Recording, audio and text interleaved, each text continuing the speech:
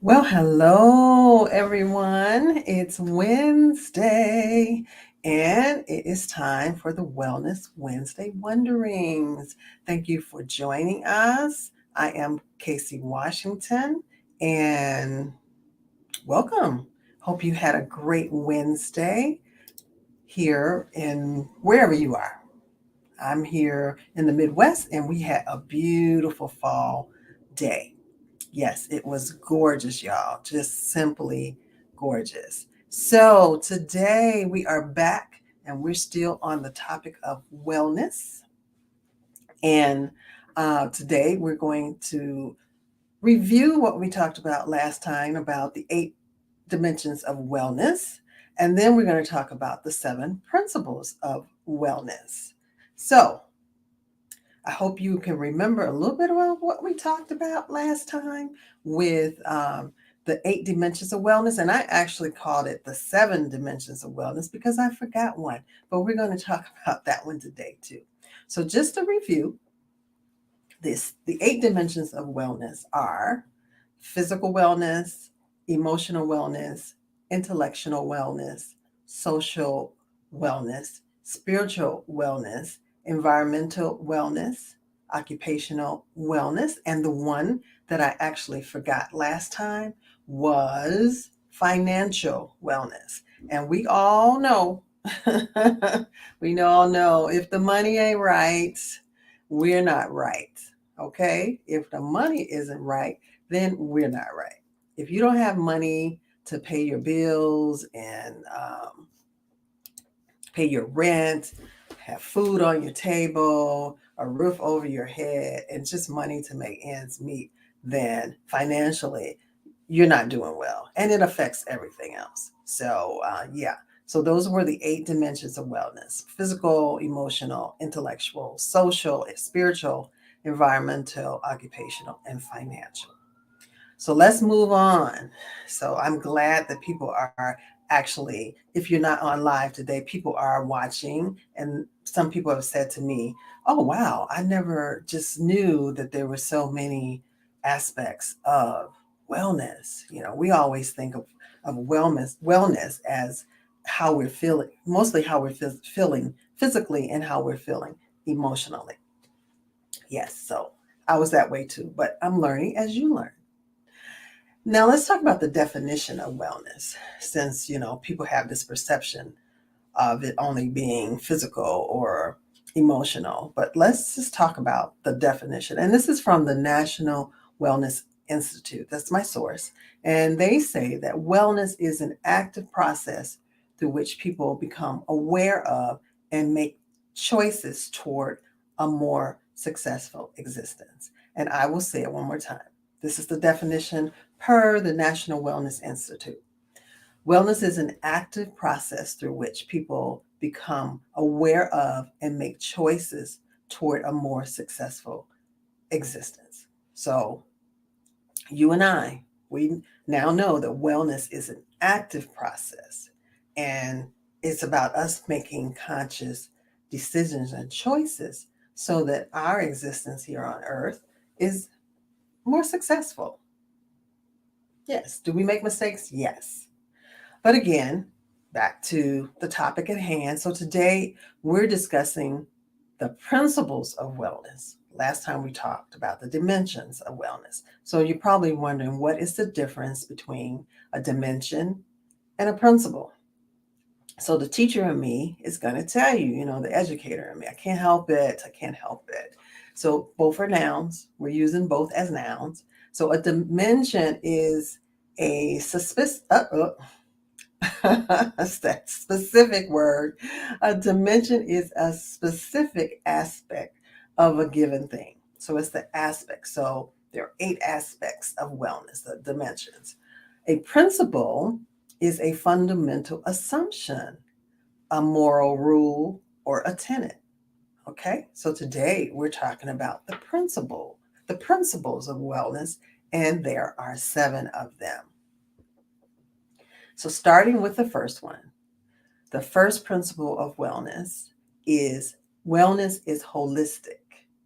So when we talk about holistic meaning the whole, the total, the whole person. How, if wellness is holistic, how is it affecting the whole person? And we talked about those dimensions, the physical, how is it affecting you physically, emotionally, how is it affecting intellectually, socially, spiritually, environmentally, occupationally, and financially. So wellness is holistic, is just all encompassing of you. And then number two, the self is the only true healer. Now that was very interesting to me because a lot of us think, oh, the doctors are healers. If we take certain medicine, it's healing. Certain precautions, they're healing in their own way. But if we don't believe in our own healing, meaning self is the only true healer, nothing else is really going to work. We have to have that healing in ourselves and knowing that whatever that ailment is, that or whatever dimension of wellness is affected, we can work on self-healing. So number three, wellness is your responsibility. I know we keep hearing a lot about self-care. Some people are saying, I am so tired of hearing that word, self-care, that term, self-care. But wellness is our own responsibilities. We're in charge of our own wellness. So when you think of self-care, you just think about, I am in charge of my wellness. So I have to do things that are going to be positive or going to positively affect my wellness. And sometimes that means saying no. Remember, we had a conversation about how saying no is beneficial to one's health. And where we had Dr. McQueen on, and she told you about the benefits of saying no. So we got to take that responsibility. Wellness is your own responsibility.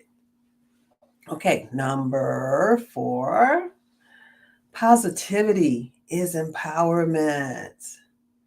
Positive vibes, throwing out that positivity, thinking positive, acting positively. Negativity strips you of your power and your control of your own health. If you're negative all the time, you're not going to feel good physically, not going to feel good emotionally. It's going to affect everything. Negativity, it's like a dark cloud hanging over you, and it's spreading to everything and everybody that you know and do. So positivity is empowerment. That's number 4. The fifth principle of wellness is an active process. We can't wait for good health to come to us. It's an active process. Feeling good, being well means you have to act on something, act on these things. You got to be active, meaning active physically, like we talked about before.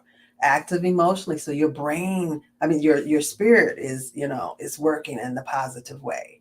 Intellectually, your brain is working, doing things to keep your brain active. Socially, socializing with friends and families and coworkers. We are social beings, even though sometimes we're introverts and extroverts, but we're also social beings. Environmentally, we have to be active in making sure that the environment that we live in is healthy and clean and worth living in. Um, Occupational, where we work, is a positive atmosphere. It does not make us feel sick when we go there. And if it does, then remember, wellness is your responsibility and you have to do something to change that. Number 6, wellness is outcome oriented. So you set goals, right? And then you have to have outcomes in order to make those goals. So if you say you're going to exercise 4 times a week, that is something that you have to show. Now, what's the outcome of that? If you're going to eat healthy, what's the outcome of that? If you want a better living situation, What's the outcome of that? How are you going to get there? You're going to set that goal, and what's the outcome? When you move to that new place, are you going to be happier? Are you going to be environmentally well? Those are just examples. And number 7, prevention eliminates the need for treatment. You know, in our country, a lot of our medical ways are not necessarily preventive. A lot of times they're reactive. So, wellness is our own responsibility. So, we have to use some preventive measures so that we're not unwell, but that we're not unhealthy. So, that means not eating some things that we love to eat, like my Jay's salt and vinegar potato chips. You know, those hot dogs with everything on it, hamburgers and everything. Have you ever looked at some of the ingredients in some of the snacks that we eat and then look up what some of those preservatives and chemicals do to our bodies? Then you might stop eating some of that stuff.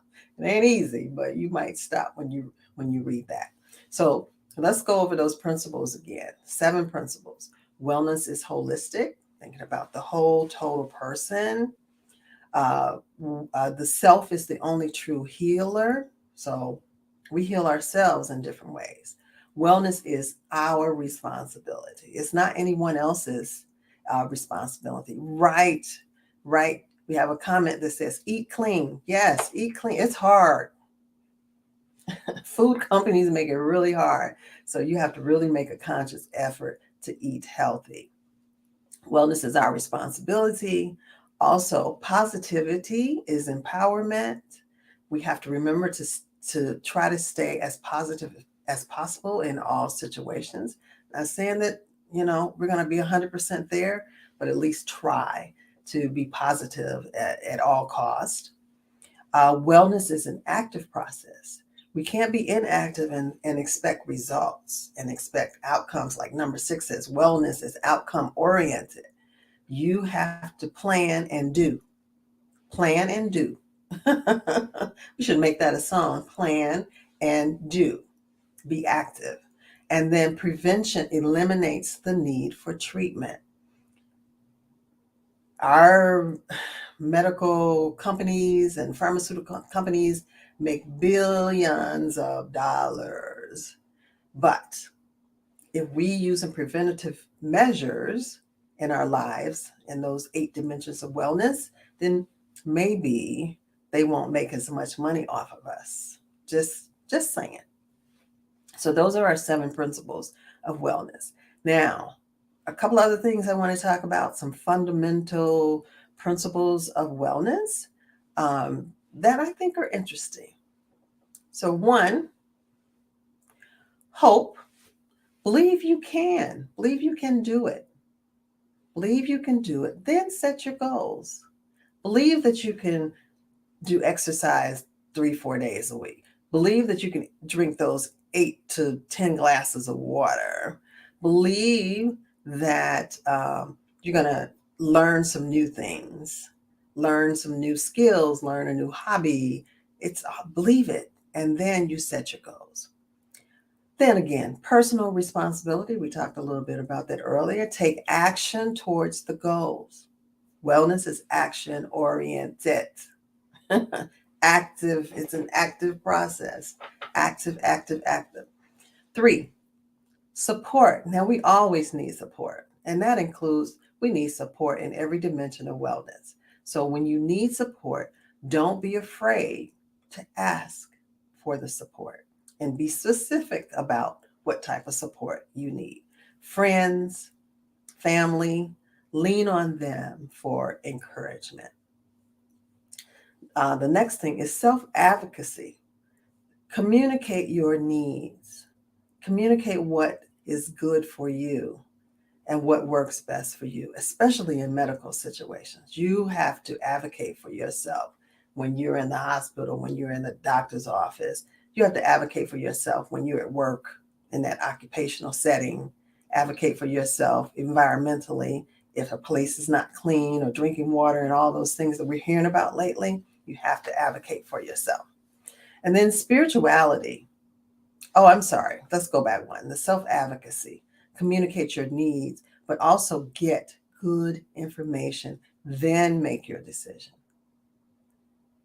And just like the comment, also we have so many technologies and apps to help with our goals. True, very true. And these apps, we have all the technology we need to get the information that we need to. And remember to use reliable sources. Everything on the internet is not the best. So learn how to decipher what is good information, what is good resources, what is good research. And then spirituality. Find meaning and purpose in your life. Identify what matters most. Identify who matters most. And those things will help you to be healthy and well.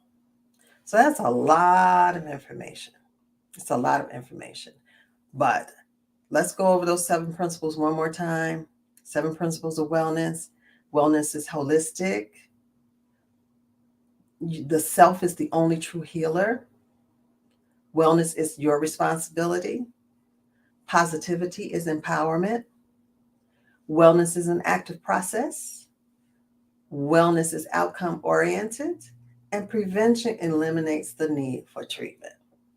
So we've learned a lot about wellness, So I hope that you can take some of this information and apply it what's the saying? Take what you need and then pass along the rest, or take what you need and pass along all of it.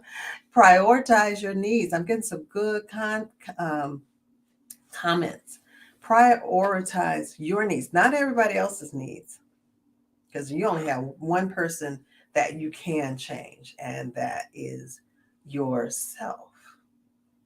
So again, remember the 8 dimensions of wellness, the 7 principles of wellness, and start prioritizing and working on your goals and be active, and let's see the outcome.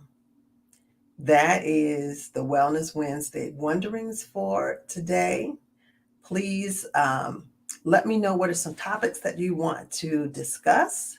And hey, if you want to come on as a guest to tell us about your wellness and how things go for you and some of the things that you do, let me know.